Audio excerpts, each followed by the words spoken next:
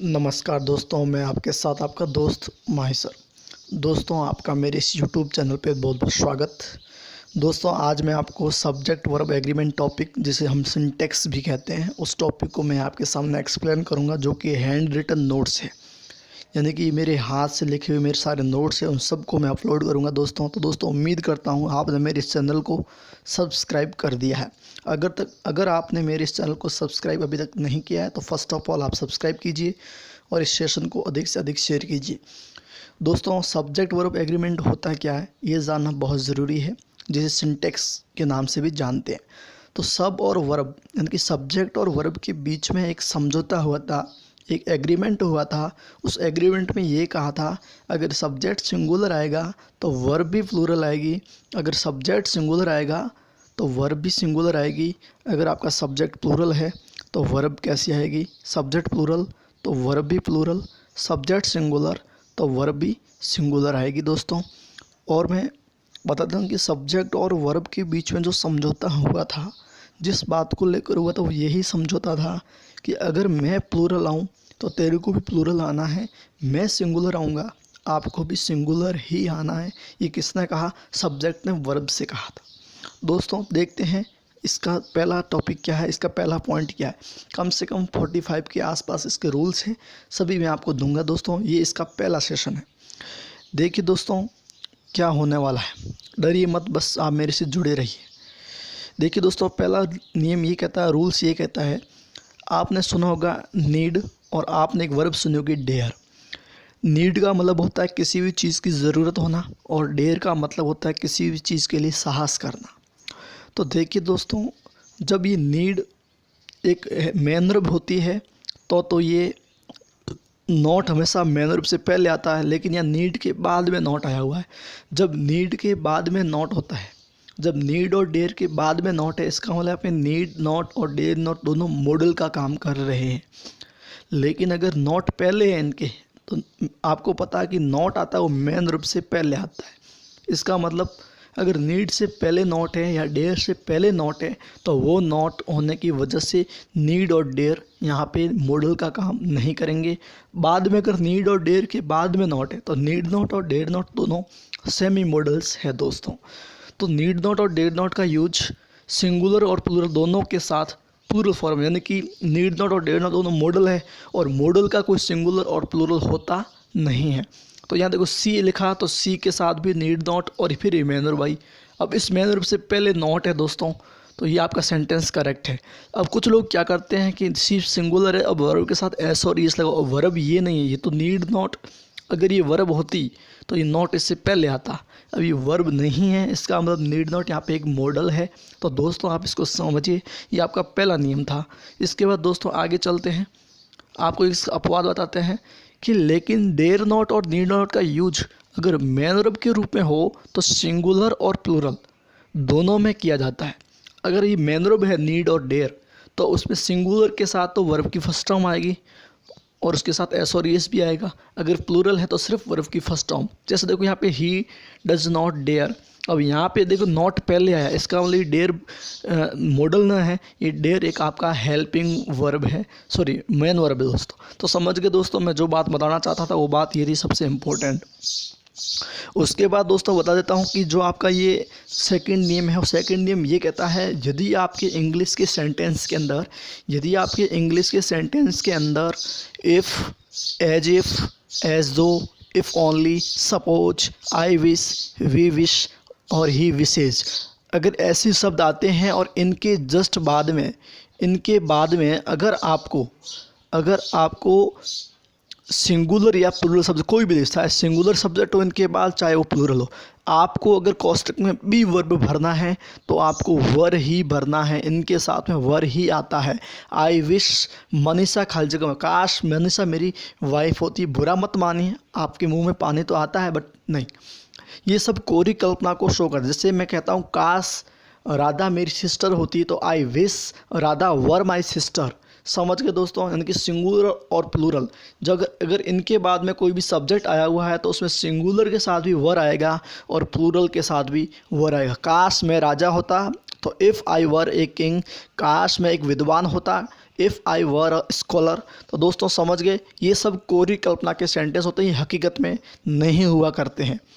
इसके बाद दोस्तों मैं आपको ले चलता हूँ अगले, इसकी एक इम्पोर्टेंट बात है, इसका एक नोट है, फैक्ट है, वो देखिए। यदि वास्तविक स्थिति का बोध हो तो इनके बाद सब्जेक्ट के अनुसार वर्ब आती है। जब आपको रियल पोजीशन की, अगर जो बात कह रहा है उसके सामने अगर स्थिति है, उनकी प्रत्यक्ष अगर दर्शन करके अगर किसी चीज़ को कह रहा है, तब तो उनके बाद में एज दो के बाद हालांकि यहाँ वर आता, लेकिन यहाँ पे देखो ये हैज़ बीन वर्किंग लिखा है, यानी कि वो स्नेहा लुक्स एज दो, स्नेहा ऐसी लगती है जैसे कि वो काम कर रही है। तो दोस्तों बता देता हूँ कि जब आपको वास्तविक रियल घटना से आपको गुजरना होता है, तब आप इन शब्दों के बाद, कौन से शब्दों के बाद, इन शब्दों के बाद आप जो टेंस जिस टेंस में आप बात कर रहे हैं उस टेंस को यूज़ कर सकते हैं। लेकिन अगर आप रियल घटना को शो नहीं कर रहे हैं तो दोस्तों आप यहाँ रियल घटना तभी शो होती है जब आप प्रेजेंट का यूज़ होता है। अब इससे पहले अगर प्रेजेंट है तो उसका अलग चीज़ हो जाती है, लेकिन इन शब्दों के बाद बी वर्ब भरना तो वर ही आएगा दोस्तों।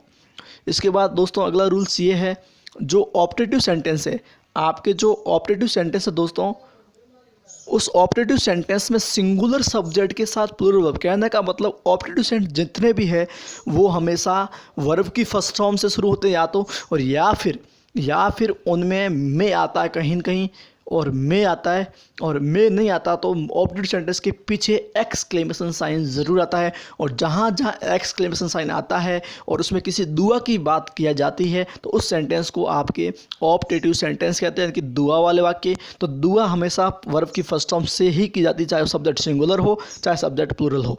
यहाँ देखिए लॉन्ग लिव आवर फ्रेंडशिप, अब यहाँ फ्रेंडशिप अनकाउंटेबल है, ये सिंगुलर है लेकिन फिर भी यहाँ पे लॉन्ग लिव आया। यहाँ देखो गॉड सिंगुलर है फिर भी यहाँ सेव आया, गॉड सेव्स नहीं आया। तो गॉड सेव द किंग, भगवान राजा को बचाए। May God bless you, may God bless you. तो देखिए सभी के पीछे देखो एक्सक्लेमेशन, ये जो साइन आपको दिख रहा है दोस्तों, ये साइन है आपका एक्सक्लेमेशन साइन। इनसे किसी न किसी इच्छा का बोध होता है कि भगवान आपका भला करे, मे गॉड ब्लेस यू। तो यहाँ पर भी आप देखिएगा आपको वर्ब की फर्स्ट फॉर्म देखने को मिली है दोस्तों। तो उम्मीद करता हूँ आपको ये सेशन बहुत अच्छा लगा दोस्तों। इसके बाद अगर दोस्तों हम बात करेंगे अगर आप सिनोनिम्स की अगली चीज़ की, तो अगली चीज़ को समझिए। सबसे इम्पोर्टेंट टॉपिक है ये चीज़। आपको क्या होता है कि सब्जेक्ट को देखने में या उसको पता नहीं चलता कि सब्जेक्ट सिंगुलर है कि प्लूरल है। तो देखिए आपका कुछ पेयर वर्ड्स होते हैं, उनको आपको याद करना पड़ता है। अब पेयर वर्ड्स कौन से हैं वो देखिएगा। ब्रेड एंड बटर, यानी कि ब्रेड और बटर दोनों साथ में मिलती है तब जाके एक डिश बनती है, यानी कि खाना बनता है। राइस एंड करी, तो ये सिंगुलर है, ब्रेड एंड बटर भी सिंगुलर है, राइस एंड करी एंड से जुड़े हुए लेकिन ये सिंगुलर का काम करते हैं। उसके बाद हैमर एंड सिकल,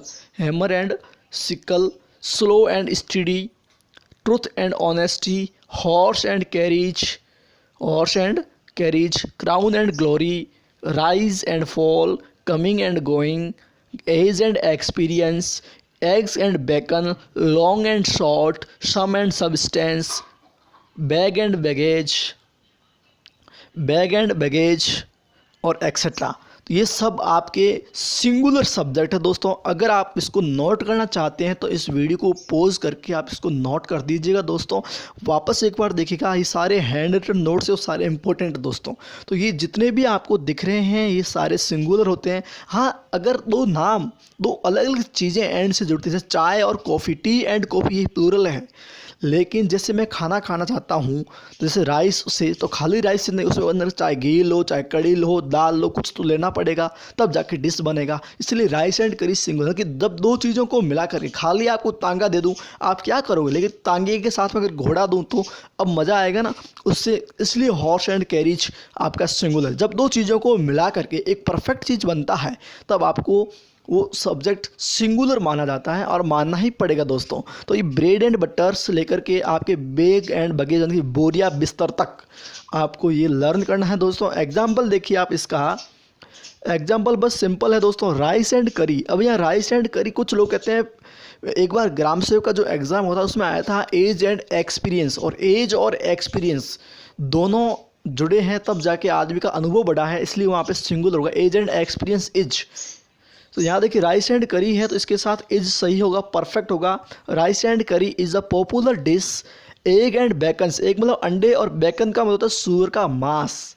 ये दोनों मिलकर के आपका डिश बनता है, इसका मतलब यहाँ पे एग्स एंड बेकन्स इज जाएगा, या सिंगुलर है दोस्तों उम्मीद करता हूँ आपको सेशन बहुत अच्छा लग रहा है, तो समझ में भी आ रहा है। अब सबसे इम्पोर्टेंट चीज़ देखिए दोस्तों, ये रूल्स आपके लिए बहुत ज़्यादा यूज़फुल है, आपको समझ में भी आना बहुत ज़रूरी है दोस्तों इस वीडियो को अच्छा लगा हो तो आप लाइक कीजिएगा। फिर पढ़ते हैं हम अगला rules, like and press the bell icon.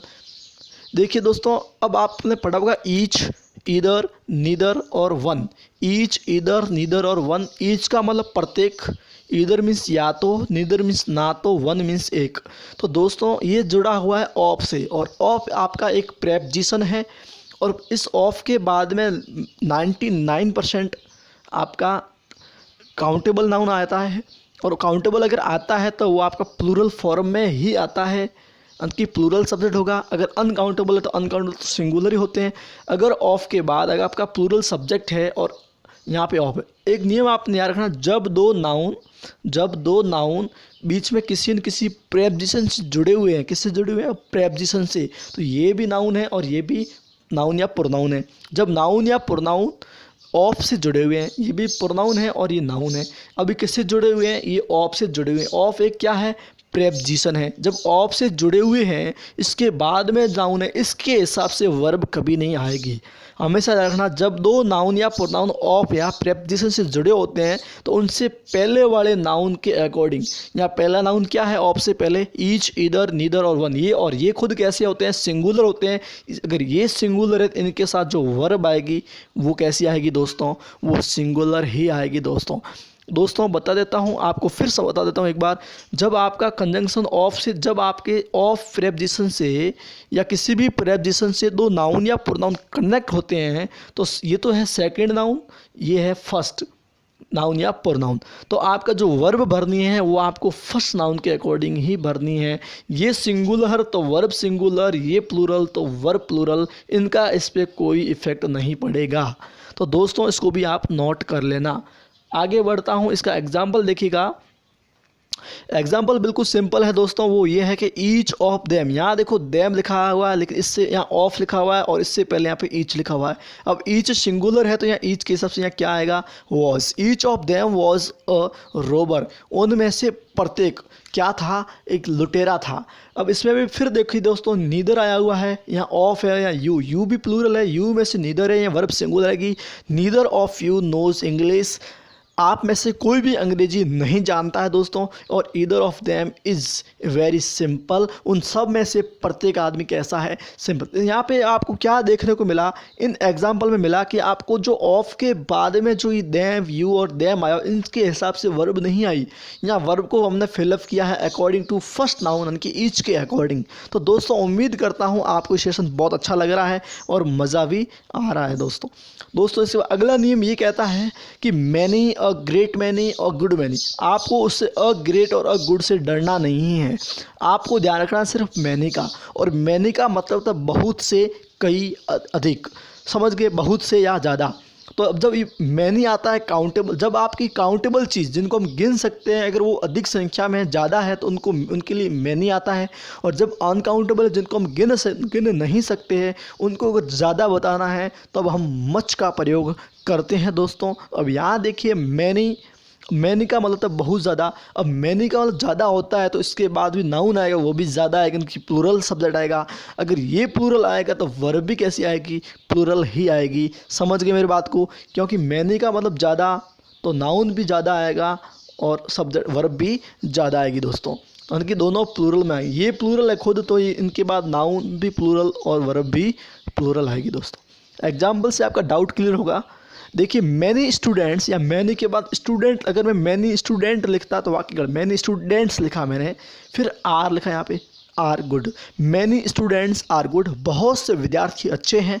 और आगे मैं लिखा a good many teachers have own diary. अब यहाँ पे अ गुड से कोई फिर आपकी मैनी के बाद टीचर्स है तो यहाँ हैव सही है। आगे अब देखो, ऐसा एक सवाल आपके एग्जाम में आता है जिसमें आपको क्या पूछा जाता है कि विच पार्ट इज़ रॉन्ग, या पूछता है in this sentence which pass has error. Error किस में, एरर को फाइंड करना पड़ता है, फाइंड आउट द एरर। तो एरर देखिए उनकी आपको इस सेंटेंस में 4 ऐसे क्यों हैं पार्ट, एक तो ए हिस्सा, एक आपका बी, फिर आपका सी और फिर आपका डी। तो ये 4 ऐसे किए हुए हैं। अब आपको इसको पता, अब यहाँ पे अ ग्रेट मैन लिख, कुछ देखिए अ ग्रेट, अ के बाद तो सिंगुलर आता है। यहाँ कुछ लोग क्या करते हैं, यहाँ कम्स कर किया हुआ है, लेकिन यहाँ देखिए अ ग्रेट मैनी के बाद नाउन आएगा। अब मैनी का कुछ नाउन लिखा हुआ ही नहीं है, तो यहाँ पे नाउन नहीं है तो क्या फ़र्क पड़ेगा आपको। यहाँ पे वर्ब की फर्स्ट फॉर्म के साथ एस और एस नहीं आएगा, क्योंकि मैनी प्लूरल है। यहाँ नाउन नहीं है तो कोई फ़र्क नहीं पड़ेगा, मैनी तो प्लूरल है और इसके अकॉर्डिंग वर्ब कैसे आएगी, प्लूरल है तो प्लूरल आएगी। तो यहाँ कम्स ना आकर के कम आएगा सिर्फ, क्योंकि एस और एस तो सिंगुलर में आता है। तो सही आंसर क्या होगा इसमें सी पार्ट में मिस्टेक है। क्या मिस्टेक है, यहाँ कोई कम्स ना आकर के कम आएगा, क्योंकि मैनी प्लूरल है तो वर्ब भी प्लूरल आएगी, और प्लूरल वर्ब में कभी भी एस और एस नहीं आता दोस्तों। तो दोस्तों उम्मीद करता हूँ आपको सेशन बहुत अच्छा लगा। आप इस सेशन को शेयर कीजिए दोस्तों, जुड़े रहे मेरे साथ। आपका बहुत बहुत शुक्रिया, नमस्कार।